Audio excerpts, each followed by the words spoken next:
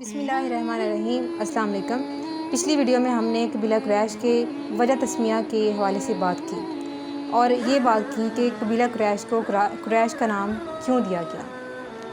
اس کے علاوہ یہ بھی بتایا گیا کہ یہ قبیلہ کیسے وجود میں آیا۔ آج ہم بات کریں گے قبیلہ قریش کی فضیلت کے حوالے سے۔ جیسا کہ ہمیں معلوم ہے کہ قبیلہ قریش کا شمار عدنانی قبائل میں ہوتا ہے، یعنی قبیلہ مضر بن نزار کی شاخ بنو کنانہ میں سے ہوتا ہے۔ اس قبیلے کی فضیلت اور شرف کے لیے محض یہی بات کافی ہے کہ ہمارے آقا آخری پیغمبر حضرت محمد صلی اللہ علیہ وسلم کا تعلق اس قبیلے سے تھا۔ اس کے علاوہ آپ صلی اللہ علیہ وسلم کے صحابہ میں افضل ترین یعنی خلفائے راشدین اور تمام عشرہ مبشرہ کا تعلق بھی اسی قبیلہ قریش سے تھا۔ دوسرے عرب قبائل کے مقابلے میں قریش کا مقابلہ اور مرتبہ بہت بلند تھا، اور اس قبیلے کو مکہ مکرمہ اور خانہ کعبہ کے متولی ہونے کی وجہ سے اسلام سے پہلے بھی تمام عرب قبائل پر بالادستی حاصل تھی اور سماجی امارات حاصل تھے۔ اس کے علاوہ آپ صلی اللہ علیہ وسلم کی ولادت کے سال بیت اللہ کی بے حرمتی کے لیے آنے والے ہاتھیوں کے لشکر کی ناکامی اور نامرادی کے بعد پورے جزیرہ عرب میں قریش کی عزت و تکریم میں مزید اضافہ ہو گیا۔ صرف یہی نہیں بلکہ قرآن پاک کی سورہ قریش اسی قبیلے کے نام پر ہے، اور اس کے علاوہ بہت سی احادیث بھی قریش کے فضائل اور مناقب کے بارے میں موجود ہیں۔ قبیلہ قریش پر اللہ تعالیٰ کے انعامات کا اشارہ ہمیں سورہ قریش کی آیات میں اس طرح سے ملتا ہے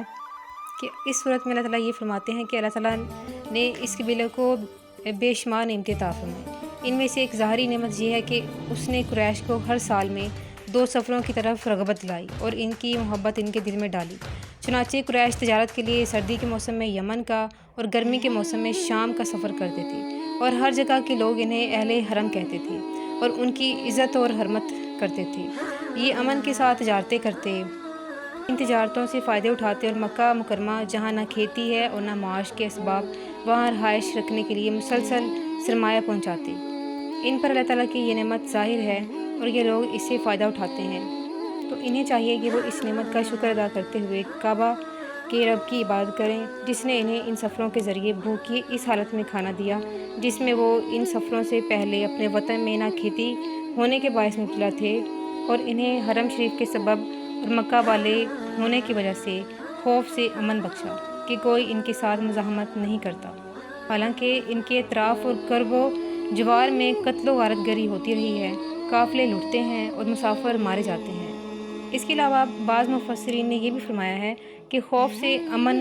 بخشنے سے یہ مراد ہے کہ انہیں جذام کے مرض سے بھی امن دیا کہ ان کے شہر میں انہیں جذام کا مرض نہیں ہوگا، اور بعض مفسرین نے فرمایا کہ ان سے مراد یہ ہے کہ تاجدار رسالت حضرت محمد صلی اللہ علیہ وسلم کی برکت سے انہیں عظیم خوف سے ایمان عطا فرمائی۔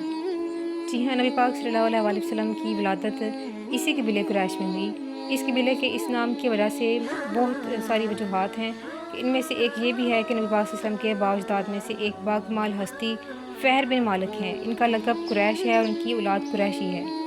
فہر بن مالک قریش اس لیے کہلاتے ہیں کہ قریش ایک سمندری جانور کا نام ہے جو بہت ہی طاقتور ہوتا ہے اور وہ سمندری جانوروں کو کھا ڈالتا ہے۔ یہ جانور تمام جانوروں پر ہمیشہ غالب رہتا ہے، کبھی مغلوب نہیں ہوتا، اور چونکہ فہر بن مالک اپنی شجاعت اور خداداد طاقت کی بنا پر عرب کے تمام قبائل پر غالب تھے، اس لیے تمام عرب والے ان کو قریش کے لقب سے پکارنے لگے۔ اب ہم بات کریں گے قریش کے بارے میں احادیث کے متعلق۔ حضرت واصلہ بن اسقا سے روایت ہے کہ نبی پاک صلی اللہ علیہ وسلم نے ارشاد فرمایا، اللہ تعالیٰ نے حضرت اسماعیل علیہ السلام کی اولاد میں سے کنانہ کو چن لیا، اور کنانہ سے قریش کو چن لیا، اور قریش میں سے بنو ہاشم کو چن لیا، اور بنو ہاشم میں سے مجھے چن لیا۔ اس کے علاوہ حضرت ابوبکر، حضرت عمر فاروق، حضرت علی اور حضرت عثمان غنی یعنی چاروں خلفائے راشدین کا تعلق بھی اسی قبیلہ قریش سے تھا، اور اس کے علاوہ تمام عشرہ مبشرہ کا تعلق بھی اسی قبیلہ قریش سے رہا ہے۔ حضرت ابو ہریرہ رضی اللہ عنہ سے روایت ہے کہ سید المرسلین صلی اللہ علیہ وسلم نے ارشاد فرمایا کہ لوگ اس معاملہ حکمرانی میں قریش کے تابع ہیں کہ مسلمان ان کے مسلمانوں کے اور کافر ان کے کافروں کے تابع ہیں۔ معاویہ رضی اللہ عنہ سے روایت ہے، رسول اللہ صلی اللہ علیہ وسلم نے ارشاد فرمایا، خلافت قریش میں رہے گی جب تک کہ یہ دین کے محافظ رہیں، اور جو کوئی ان سے عداوت رکھے گا اسے اللہ تعالیٰ اوندے منہ گرائے گا۔ اس کے علاوہ حضرت جابر رضی اللہ عنہ سے روایت ہے کہ آپ صلی اللہ علیہ وسلم نے ارشاد فرمایا، تمام لوگ خیر اور شر میں قریش کے تابع ہیں۔ حضرت ابو ہریرہ رضی اللہ عنہ سے روایت ہے کہ آپ صلی اللہ علیہ وسلم نے ارشاد فرمایا، قریش، انصار،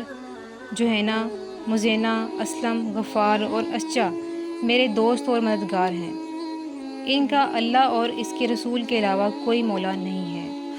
اس سے بڑھ کر قبیلہ قریش کی فضیلت اس حدیث سے ثابت ہوتی ہے کہ حضرت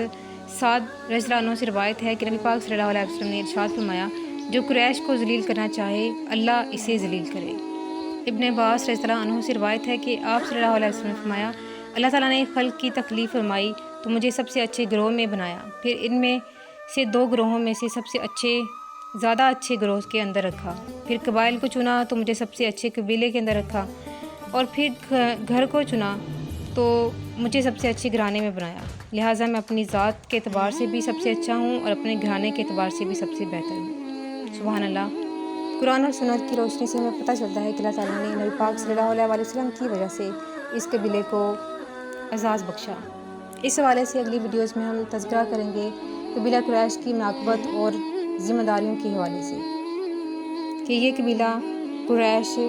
جزیرہ عرب میں کیسے معتبر تھا اور ان کی کیا کیا ذمہ داریاں تھیں۔ اس لیے مجھے اپنی دعاؤں میں ہمیشہ یاد رکھیں، اس دعا کے ساتھ کہ اللہ تعالیٰ ہمیں سیرت مصطفیٰ صلی اللہ علیہ وسلم کو سمجھنے کی توفیق عطا فرمائے۔ آمین۔ شکریہ۔